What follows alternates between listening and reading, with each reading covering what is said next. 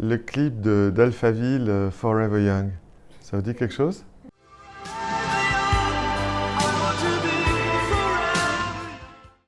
Bonjour, je m'appelle Denis Malvy, je suis professeur de maladies infectieuses et tropicales au CHU de Bordeaux et à l'Université de Bordeaux, et je suis responsable de l'unité des maladies tropicales au sein du service de maladies infectieuses et tropicales du pôle médecine à l'hôpital Pellegrin. Première question.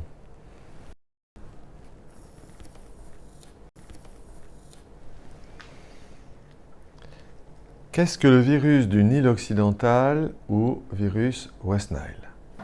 Le virus du Nil occidental fait partie des herbovirus, qui sont des virus transmis par des piqûres d'insectes. Ici, il s'agit de la piqûre par un moustique, le moustique commun, autochtone indigène, que l'on appelle le moustique Culex.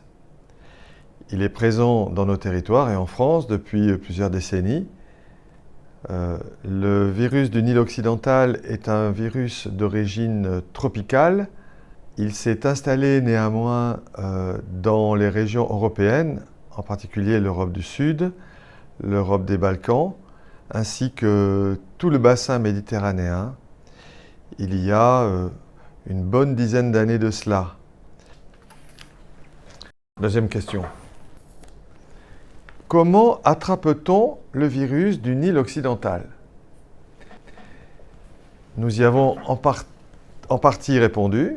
On attrape le virus du Nil occidental par la piqûre d'un moustique qui est le moustique commun, que nous connaissons tous depuis nos enfances, c'est-à-dire celui qui pique le soir et surtout la nuit, celui qui fait du bruit et nous empêche de dormir, qui est différent du moustique tigre. Et le moustique Culex, qui est capable d'infecter l'homme, a auparavant été infecté, a piqué des oiseaux qui sont les oiseaux résidents, les passereaux, les merles, qui eux-mêmes ont été infectés à partir des oiseaux migrateurs. Une fois que le virus s'insère dans l'espèce des oiseaux résidents, le cycle il est permanent, il réapparaîtra à chaque saison estivale, et c'est à ce moment-là que nous serons particulièrement vulnérables pour sa piqûre infectante et que nous serons peut-être des humains ayant attrapé le virus en question. Il y a un deuxième mode d'acquisition du virus par le sang transfusionnel et aussi par extension dans le cadre du don d'organes solides ou de moelle, et qui est anticipé et sécurisé avec un risque zéro grâce aux efforts de nos agences. Troisième question. Quels sont les symptômes de l'infection par le virus?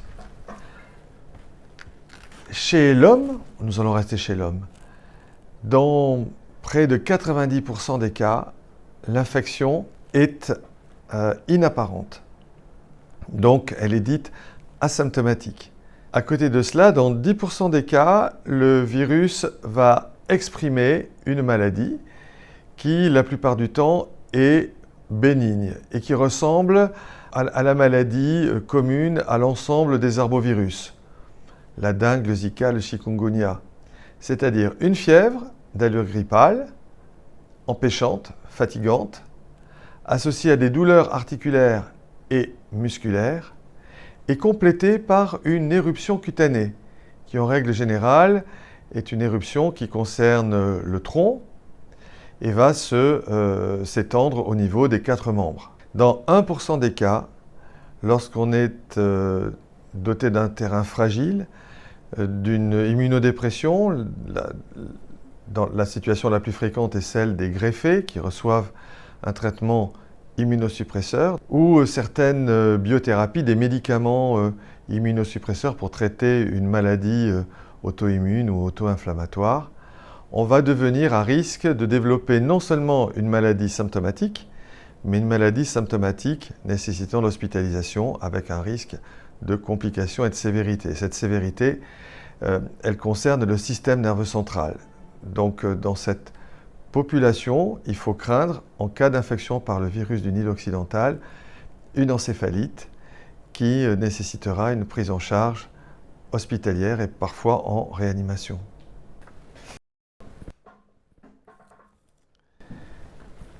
Quelle est la prise en charge de ce virus? La prise en charge de ce virus lorsqu'on a une maladie symptomatique simple, elle consiste en un traitement symptomatique, surtout de la fièvre. Si l'on développe une maladie sévère, eh bien, on est admis en contexte hospitalier, quelquefois en neuroréanimation, et le traitement, pour l'heure, est un traitement de support que maîtrisent parfaitement les équipes de médecine intensive et les neurologues ainsi que les infectiologues.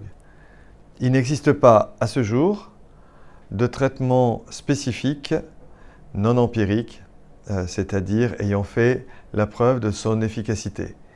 Il y a des voies de recherche en cours qui sont construites sur le modèle de l'immunothérapie passive, c'est-à-dire de l'administration d'anticorps qui suppléeraient au fait que les personnes fragiles ne pourraient pas se défendre contre l'infection. Mais nous en sommes pour le moment sur des pistes de recherche, certes assez actives parce que nous en avons quand même besoin. En Europe, il y a eu plusieurs centaines de cas de maladies sévères l'an dernier. Nous espérons que nous n'aurons pas à faire face à cette situation-là.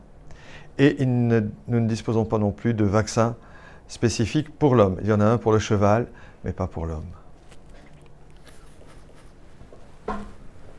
La dernière question. Comment se protéger des transmissions? Au petit matin et le soir si on sort, d'appliquer sur la peau un produit répellent ou répulsif est un produit qui contient une molécule bien tolérée, administrée par spray, qui va leurrer le moustique. Porter des vêtements longs et amples, et puis pour dormir, si l'on y est habitué et si l'on en dispose, le gold standard, c'est de dormir sur une moustiquaire imprégnée d'insecticides. Ce que l'on peut faire en anticipation, voire en association, c'est de disposer d'une moustiquaire sur nos fenêtres. Nous le faisons tous pour bien dormir, pour lutter contre la nuisance. Les personnes fragiles peuvent le faire aussi pour se préserver d'une piqûre vulnérante. Et puis d'utiliser des plaquettes chauffantes dans les prises électriques qui vont là aussi empêcher le moustique de rester dans l'espace dans lequel on dort. Le West Nile et son cousin germain, le virus Usutu, font partie des virus émergents qui gagnent un territoire nouveau comme celui de l'Aquitaine. Et nous n'aurons pas fini d'avoir maille avec lui. Le mieux sera pour nous d'apprendre à vivre avec les moyens que nous avons partagés ensemble aujourd'hui. Merci.